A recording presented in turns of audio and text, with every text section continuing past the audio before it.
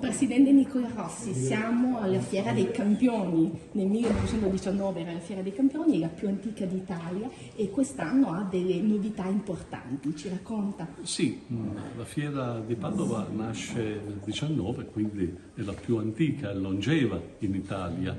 Era la Fiera dei Campioni, dove la produzione, i produttori locali, territoriali, esponevano i loro campioni, cioè i loro prodotti di eccellenza, le loro... E chiaramente era forse l'unico metodo all'epoca, uno dei pochi metodi di promozione del prodotto.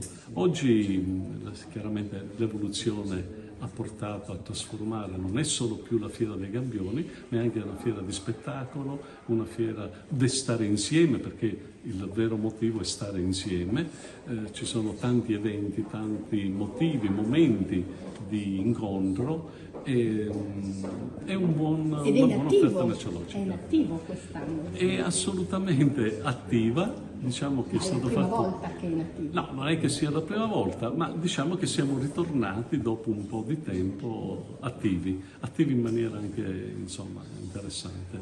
E questo grazie allo sforzo però di tutti. C'è una squadra che ha lavorato in maniera molto forte per riportarla ai livelli che noi oggi potremmo apprezzare. Lei sostituisce Valsetti perché è andato via l'ex direttore. È un'impresa, una sfida, come la sta vivendo? Sicuramente è un'impresa, cioè è un grande lavoro che bisogna fare e ce la mettiamo tutta. Grazie però anche alla squadra.